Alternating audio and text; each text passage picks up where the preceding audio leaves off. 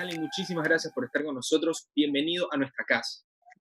Gracias a ustedes, Ricky, por esta oportunidad. Iniciaste diciendo que es un análisis de los temas de agenda nacional en tiempo de COVID, en tiempo de pandemia, parafraseando la novela de Amor en tiempos de cólera, que también Gabriel García Márquez la ponía, ¿no? Así es, Stalin. Cuéntame, ¿cómo vamos? Muy bien, todo bien, Stalin. Sí. Yo queriendo preguntarle desde un principio, pues ya hablamos hace un mes, podría ser un poquito más, ha pasado el tiempo muy rápido, para algunos, para otros muy lento. ¿Cómo ve al país en la actualidad, Stalin?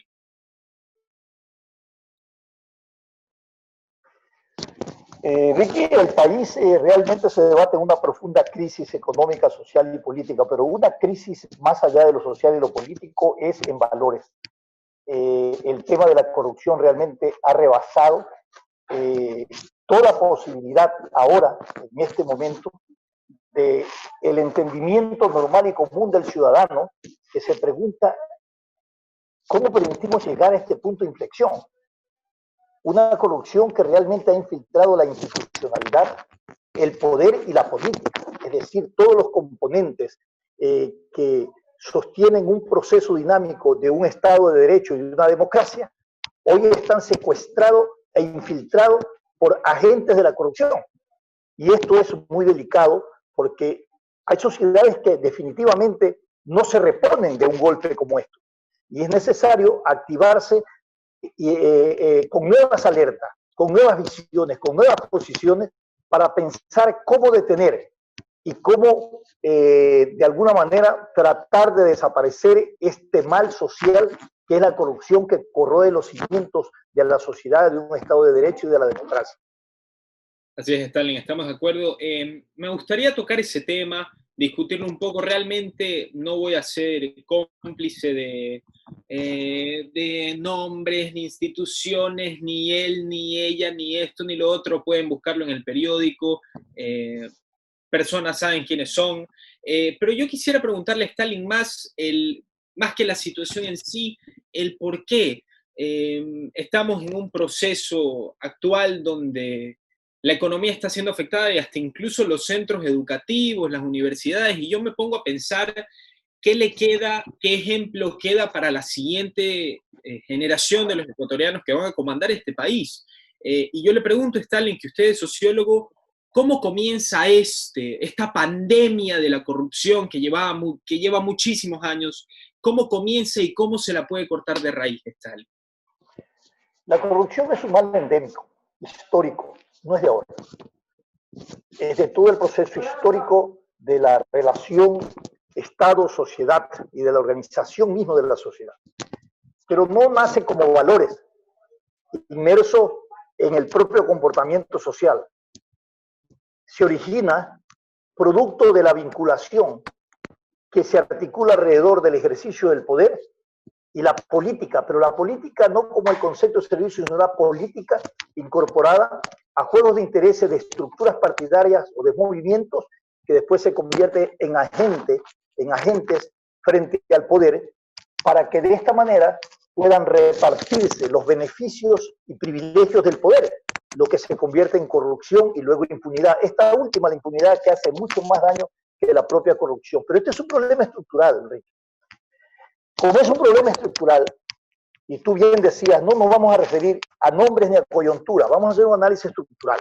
Como es un problema estructural, hay que encontrar las causas que originan este hecho de cómo se infiltra la sociedad por estas mafias corruptas y de qué manera esa infiltración de las mafias corruptas afecta a toda la sociedad en su conjunto por valores que son los mensajes que se mandan a la sociedad, que ahora que es fácil ser político para robar o viceversa.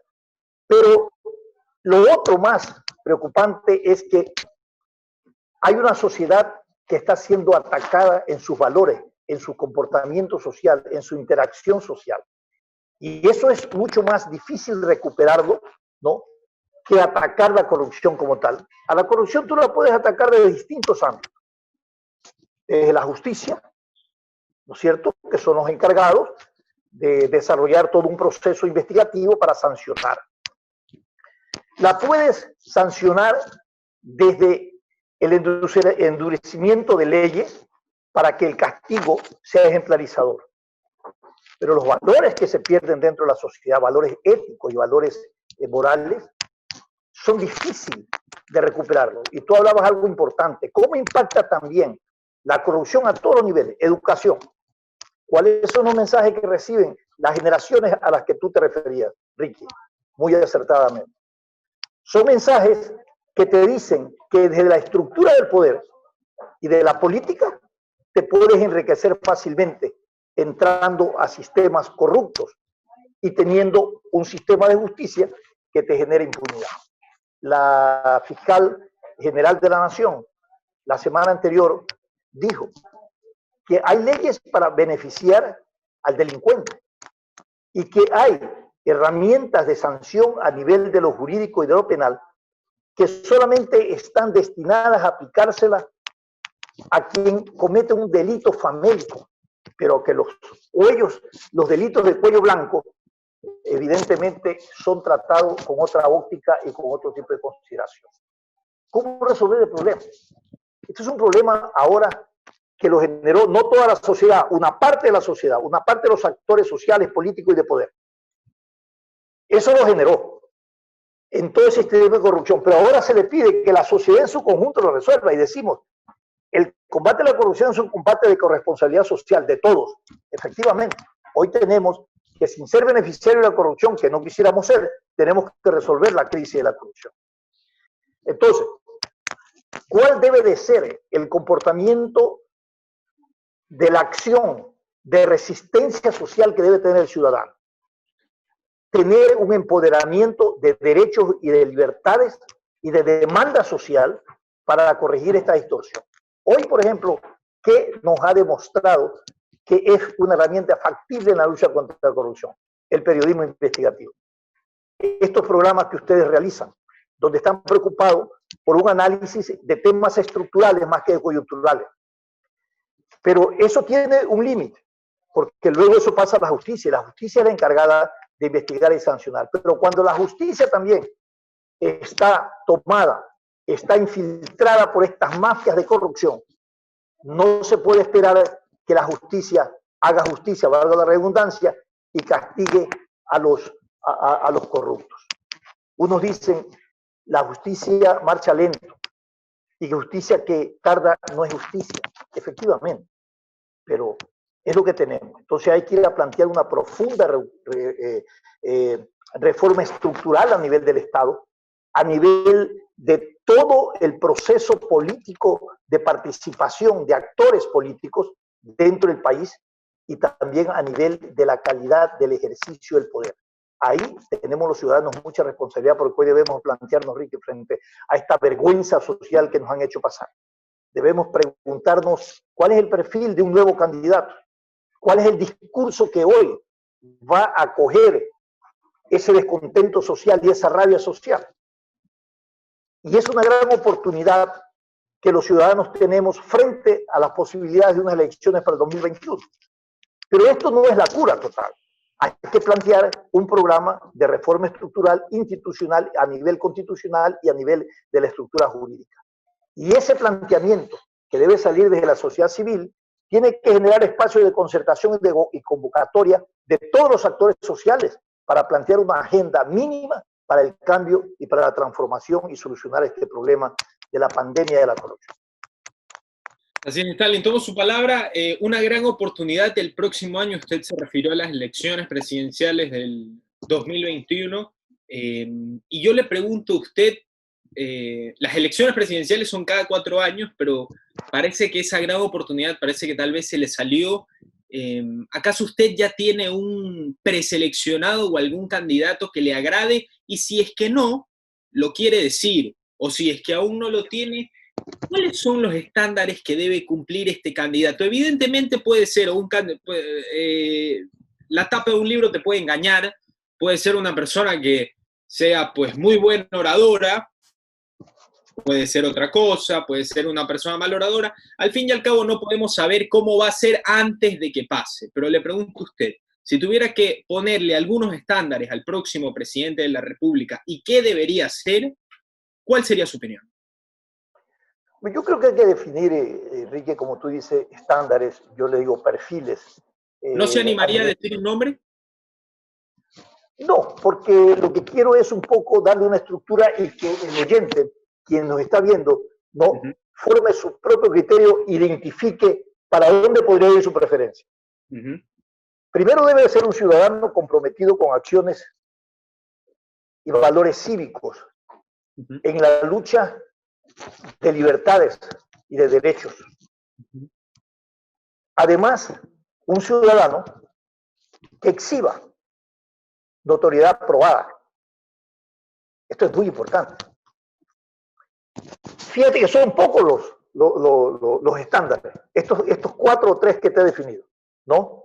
Evidentemente debe tener una formación profesional, si la tiene, ¿no? Aunque eso no es determinante, porque aquí hemos tenido gobernantes en el mundo que no han tenido ninguna preparación profesional, no tienen maestría, no tienen nada, y han sido excelentes, excelentes gobernantes, y hay otros que han sido masterados, educados en Harvard, y han sido pésimos gobernantes. Por lo tanto, eso no es lo trascendente.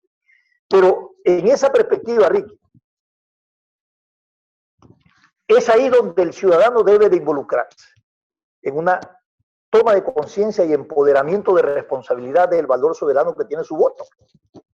Porque uno, si bien es cierto, es cada 4 años, no es menos cierto que esa es una gran oportunidad para ponerse a pensar por qué voto por tal o cual candidato.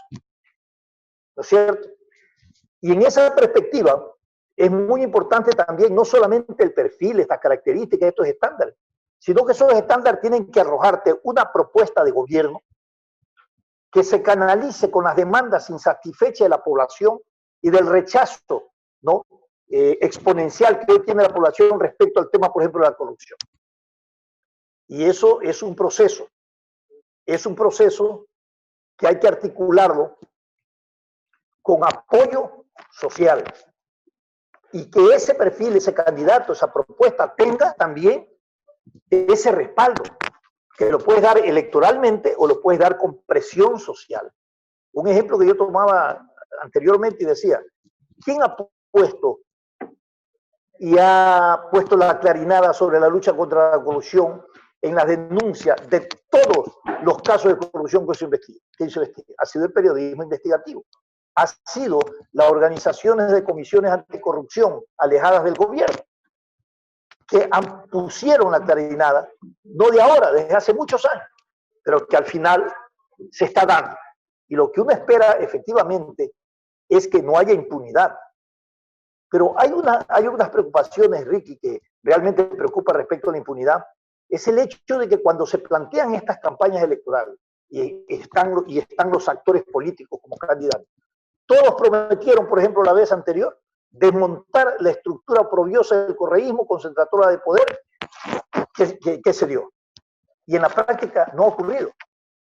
En la práctica no ocurre. Y todos hoy van a ser candidatos con la misma estructura jurídica, constitucional y con la misma estructura de control del Consejo Nacional Electoral.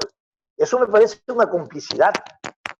¿Por qué no se prepararon con anterioridad en un diálogo político de concertación y presentaron las reformas que tienen que hacer el Consejo Nacional Electoral, las reformas que tienen que hacer a nivel constitucional, las reformas que tienen que hacer a nivel de la justicia, para proponerle, y en la lucha contra la corrupción, para proponerle a los ciudadanos cuál es un plan de gobierno ideal para la lucha contra la corrupción y salir de la crisis que es económica, que es social, que es política y que es de valores? Así es, Stalin. Me gustaría, dejando de lado ese tema por un momento, me gustaría ir a la parte social de Guayaquil. Guayaquil claramente es una luz, bueno, realmente ha sido una de las ciudades más afectadas del mundo. Pero yo creo que ha sido un faro de luz, al menos el día de hoy en Latinoamérica. Latinoamérica ha sido un país, pues, un continente que ha sido golpeado profundamente en Chile, en este momento en Colombia, si hablamos principalmente en Perú, que ya ha superado Italia en contagios, más de 240.000 contagios, Brasil ni se diga que ya va a llegar al millón y ya es el segundo país con más muertes y más contagios. Yo creo que Guayaquil en este momento, en este preciso momento, es un faro de luz, pero igual salió carísimo, porque nos llevamos muchísimas vidas por delante. Le podría preguntar, leyendo una noticia, le digo, decisión de ir a semáforo verde de alcaldesa de Guayaquil, dice el ministro de Salud, Juan Carlos Ceballos. ¿Cree que estamos preparados para el semáforo verde? ¿Cree que lo peor ha pasado y cree que el pueblo guayaquileño tiene la capacidad para poder sobrellevar esta nueva realidad? Ricardo, tú no lo puedes comprobar esa interrogante, que es más que una pregunta, es una interrogante. Tú no lo puedes comprobar especulativamente, tienes que comprobarlo en la práctica.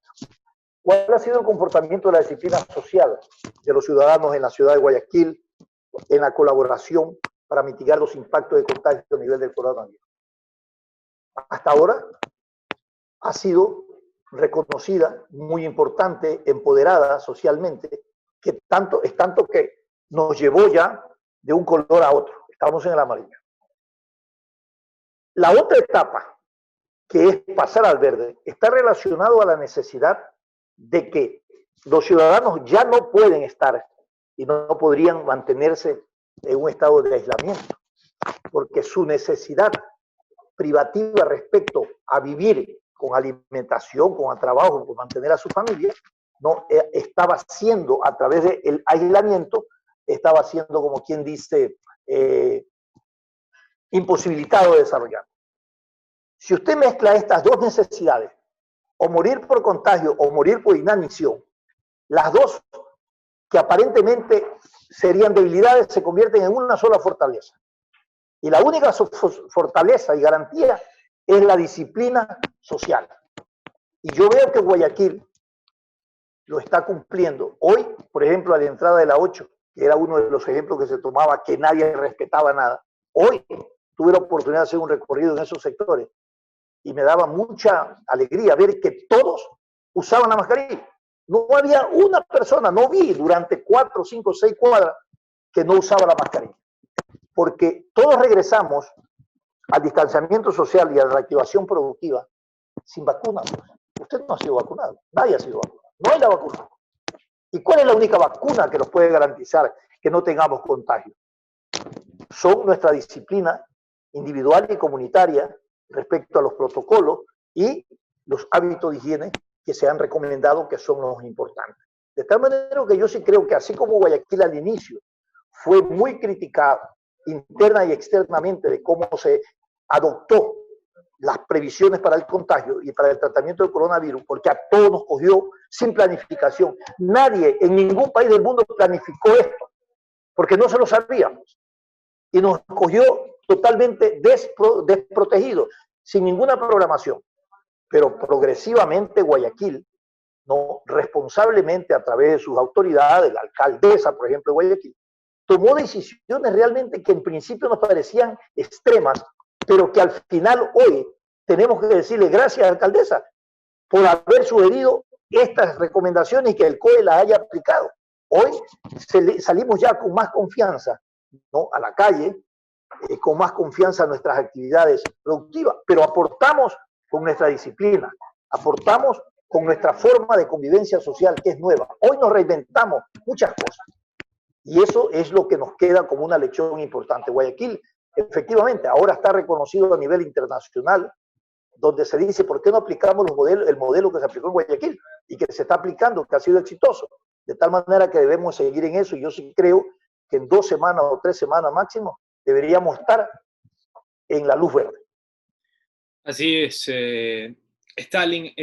Pasando un poco el tema, me gustaría tocar, antes del tema que quiero tocar, realmente también hay que decir que yo me referí, al menos desde mi perspectiva, que hoy sí somos un faro de luz, pero lamentablemente, obviamente por eso estamos en este programa y tenemos diferencias de opiniones, yo no puedo decir que hay que generalizar y decir que ha sido un éxito porque yo creo que aún así tenemos en nuestras espaldas decenas de miles de muertes.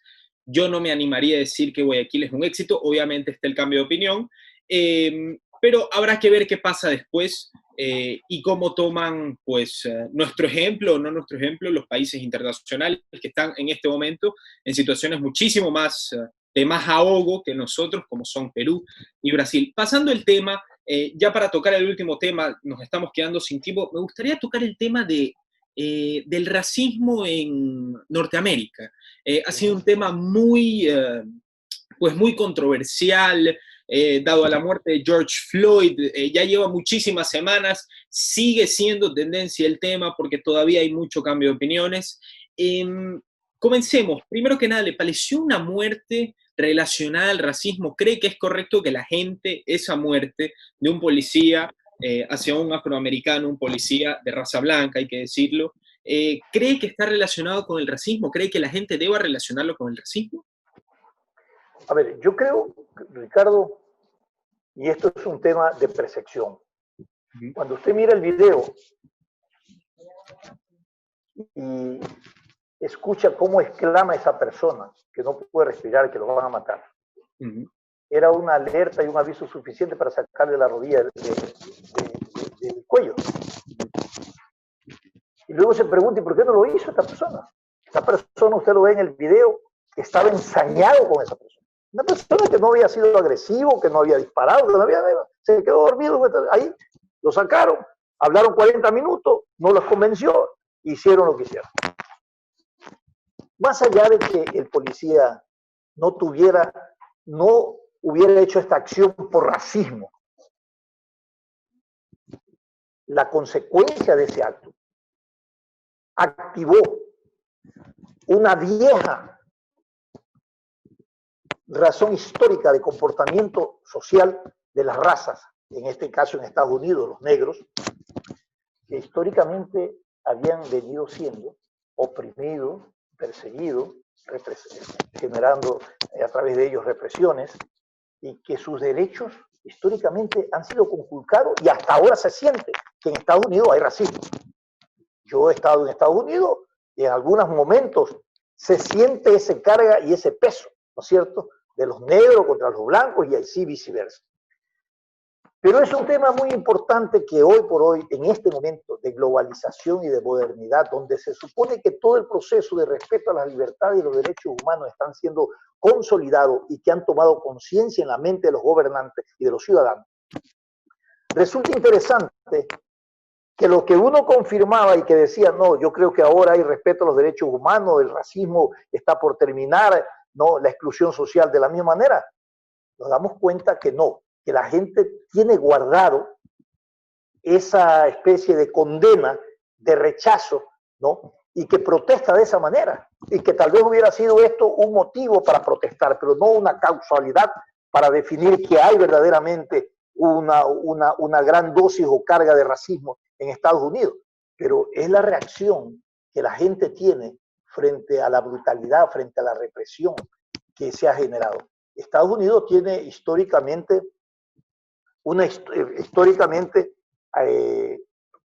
prácticas y condenas que se le condena en el mundo de respetar mucho, del respeto a los derechos humanos y también en el tema del racismo. Por lo tanto, yo creo que está en la mesa del debate y su pregunta, ¿usted cree cuando me dice que es por racismo o es por otra causa? Mire, por la causa que sea, ha dejado en la mesa del debate la discusión del racismo en Estados Unidos. Así es, Stalin.